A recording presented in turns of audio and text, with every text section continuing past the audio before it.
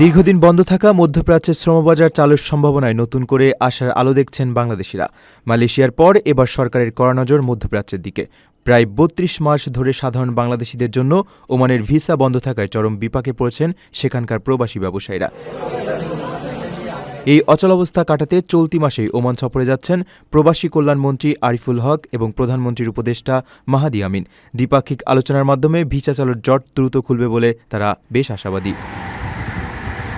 বর্তমানে মধ্যপ্রাচ্যের দেশগুলোতে প্রায় ৬০ থেকে ৭০ লাখ বাংলাদেশি কর্মরত আছেন, যারা দেশের অর্থনীতির অন্যতম চালিকা শক্তি। বিভিন্ন দেশে ভিসা জটিলতা থাকলেও নতুন সম্ভাবনার দুয়ার খুলছে কাতারে। সম্প্রতি যৌথ কমিটির বৈঠকে দেশটি কারিগরি কেন্দ্র থেকে ইলেকট্রিশিয়ান সহ ৪টি খাতে দক্ষ কর্মী নেওয়ার প্রবল আগ্রহ দেখিয়েছে। প্রবাসীদের দীর্ঘদিনের ভোগান্তি কমাতে দেশের ৮টি বিভাগীয় শহরে কাতারের ভিসা সেন্টার স্থাপনের যৌক্তিক প্রস্তাবও দেওয়া হয়েছে। শুধু নতুন বাজার খোলাই নয়, আধুনিক বিশ্বের চাহিদার সঙ্গে তাল মিলিয়ে দক্ষ জনশক্তি রপ্তানিতে জোর দিচ্ছে সরকার। কাতারের চলমান উন্নয়নযজ্ঞে অংশ নিতে ডাক্তার, ইঞ্জিনিয়ার ও নার্সের মতো পেশাদার কর্মী নিয়োগের জোরালো আহ্বান জানানো হয়েছে। সরকারের এই বহুমুখী উদ্যোগ দ্রুত বাস্তবায়িত হলে দেশের রেমিটেন্স প্রবাহে এক নতুন জোয়ার আসবে বলে মনে করছেন সংশ্লিষ্টরা।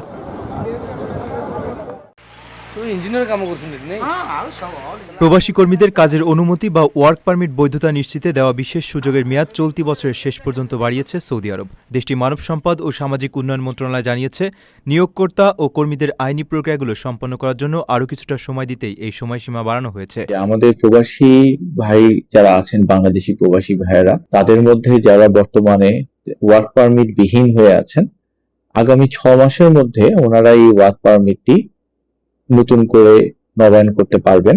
নিজ নিজ সংশ্লিষ্ট এমপ্লয়ারদের সাথে যোগাযোগ করে বিষয়টিকে সহজ করে নেন এবং নবায়ন করে নেন।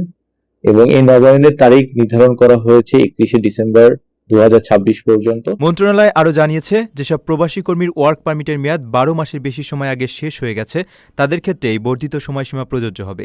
এছাড়া কোনো প্রতিষ্ঠানে যোগ দেওয়ার পর ৬ মাসের বেশি সময় পেরিয়ে গেলেও যাদের নামে ওয়ার্ক পারমিট ইস্যু করা হয়নি, তারাও এই সুযোগ পাবেন। শ্রম আইনের প্রতি যথাযথ সম্মান প্রদর্শন, কর্মসংস্থান চুক্তির সঙ্গে জড়িত সব পক্ষের অধিকার রক্ষা এবং নির্ধারিত সময়ের মধ্যে বৈধতা নিশ্চিতে সহায়তা করার লক্ষ্যেই এই পদক্ষেপ নেওয়া হয়েছে বলে জানিয়েছে সংশ্লিষ্ট কর্তৃপক্ষ। বাংলাদেশের বিপুল সংখ্যক প্রবাসী ভাই কর্মরত আছেন, অনেকেরই অনেক ধরনের সমস্যার কারণে হয়তো নবায়ন করতে পারছেন না। সেই কারণেই হয়তো সৌদি সরকার এই বিষয়টিকে প্রাধান্য দিয়ে এই সময়টিকে বাড়িয়েছেন।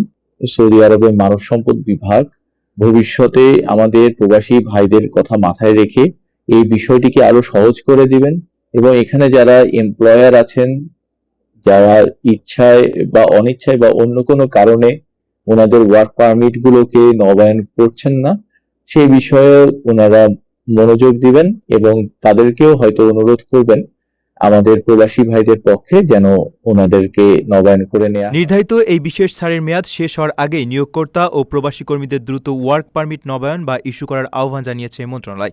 এ সময়ের মধ্যে নিজেদের কাগজপত্রে ত্রুটি সংশোধন ও বৈধতা নিশ্চিতে ব্যর্থ হলে পরবর্তীতে কঠোর আইনি ব্যবস্থা নেওয়া হবে বলেও সতর্ক করে দেওয়া হয়েছে। আমরা আশা করি প্রবাসীরা যদি কোনো ধরনের আইনানুগ সমস্যায় থাকেন, আমরা আমাদের নিজ নিজ অঞ্চলের মধ্যে ওনাদেরকে সহযোগিতা করব এবং পরবর্তীতে যেন সহজে নিরাপদ কর্মসংস্থান নিশ্চিত হয় সেই বিষয়ে কাজ করে যাব। ওমানে কর্মরত প্রবাসী কর্মীদের জন্য বাধ্যতামূলক অসুস্থতাজনিত ছুটি বা সিক লিভ ও বিশেষ ছুটির বীমা সুবিধা চালু করতে যাচ্ছে দেশটির সরকার। সোশ্যাল প্রোটেকশন ফান্ডের নতুন আদেশের আওতায় আগামী ২০ জুলাই থেকে সরকারি ও বেসরকারি উভয় খাতের প্রবাসী কর্মীরা এই সুবিধার অন্তর্ভুক্ত হবেন। সামাজিক সুরক্ষা ব্যবস্থার আওতা বাড়িয়ে সব কর্মীর জন্য বৃহত্তর সুবিধা নিশ্চিত করতেই মূলত এমন পদক্ষেপ নেওয়া হয়েছে। নতুন জারি করা ২০২৬-এর ১৩ নম্বর আদেশের মাধ্যমে এই বীমা প্রকল্পটি চালু করা হয়েছে। ওমানের শ্রম আইনের অধীনে থাকা রাষ্ট্রীয় প্রশাসনিক কাঠামোর বিভিন্ন ইউনিট, অন্যান্য সরকারি সংস্থা এবং বেসরকারি প্রতিষ্ঠানে কর্মরত সব প্রবাসী কর্মীর জন্য এই বীমা প্রকল্পে অংশ নেওয়া বাধ্যতামূলক। তবে গৃহকর্মীদের মতো যেসব প্রবাসী কর্মী ওমানের প্রচলিত শ্রম আইনের আওতাভুক্ত নন, তারা এই নতুন সুবিধার বাইরে থাকবেন বলে জানানো হয়েছে। ওমানের নিজস্ব নাগরিকদের জন্য অসুস্থতাজনিত ও বিশেষ ছুটির এই বিমা সুবিধাটি 2019 সালের জুলাই মাস থেকেই কার্যকর রয়েছে।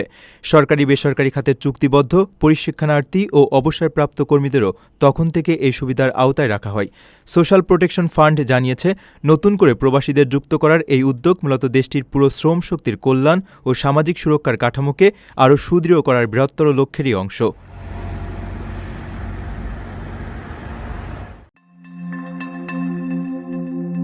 কূটনৈতিক বা আনুষ্ঠানিক সামরিক সম্পর্ক না থাকা সত্ত্বেও ইসরায়েলের কাছ থেকে অত্যাধুনিক প্রতিরক্ষা সরঞ্জাম বা যুদ্ধাস্ত্র কিনেছে মধ্যপ্রাচ্যের প্রভাবশালী দুই দেশ সৌদি আরব ও কাতার। রোববার ইসরায়েলি সংবাদ মাধ্যম হারেৎজের প্রকাশিত এক প্রতিবেদনে এই চাঞ্চল্যকর তথ্য উঠে এসেছে।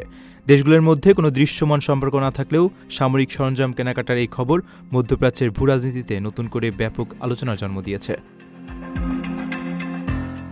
প্রতিবেদনের তথ্য অনুযায়ী কাতারের রাজপরিবারের ব্যবহৃত অন্তত 3টি বিমানে ইসরায়েলি কোম্পানি এলবিটের তৈরি সি মিউজিক আকাশ প্রতিরক্ষা ব্যবস্থা বসানো হয়েছে।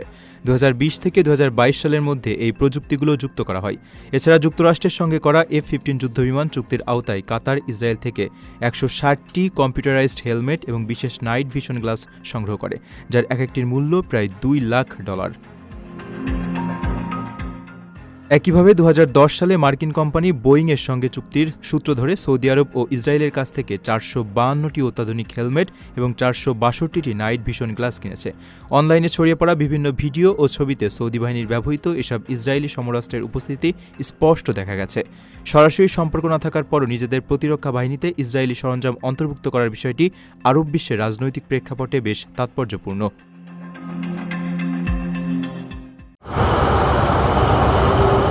সংযুক্ত আরব আমিরাতের যোগাযোগ ব্যবস্থায় আজ এক নতুন ইতিহাস রচিত হয়েছে। প্রথমবারের মতো ফুজাইরা থেকে ছেড়ে আসা একটি যাত্রীবাহী ট্রেন আজ সকালে রাজধানী আবুধাবিতে এসে পৌঁছেছে। সকাল 5:34 ফুজাইরা থেকে যাত্রা শুরু করে মাত্র 105 মিনিটে গন্তব্যে পৌঁছায় ট্রেনটি। সকাল 7:19 আবুধাবি স্টেশনে ট্রেনটি পৌঁছালে উপস্থিত জনতা উল্লাস ও করতালির মাধ্যমে এই ঐতিহাসিক মুহূর্তের প্রথম যাত্রীদের স্বাগত জানান। যাত্রীদের যাতায়াত নির্বিঘ্ন করতে স্টেশনগুলোর যোগাযোগ ব্যবস্থার উপর বিশেষ জোর দিয়েছে অপারেটর প্রতিষ্ঠান ইত্তেহাদ রেল। ইত্তেহাদ রেল মোবিলিটির ঊর্ধ্বতন কর্মকর্তা আধরা আল মানসুরি জানান, যাত্রীরা যেন শাটল বাস, ট্যাক্সি বা অন্যান্য অ্যাপভিত্তিক সেবার মাধ্যমে সহজেই স্টেশনে পৌঁছাতে পারেন সেদিকে নজর রাখা হয়েছে। প্রতিটি স্টেশনকে সংশ্লিষ্ট প্রদেশের গণপরিবহন ব্যবস্থার সঙ্গে যুক্ত করা হয়েছে। এই যোগাযোগ নেটওয়ার্ককে আরও প্রসারিত করার অংশ হিসেবে আগামী সেপ্টেম্বরে দুবাই স্টেশন চালু হওয়ার কথা রয়েছে। প্রস্তাবিত এই নতুন স্টেশনটি দুবাই মেট্রো স্টেশনের কাছাকাছি নির্মাণ করা হবে। ফলে যাত্রীরা খুব সহজেই ট্রেন থেকে নেমে সরাসরি মেট্রো পরিষেবা ব্যবহার করে নিজেদের গন্তব্যে যাতায়াত করার দারুণ সুযোগ পাবেন।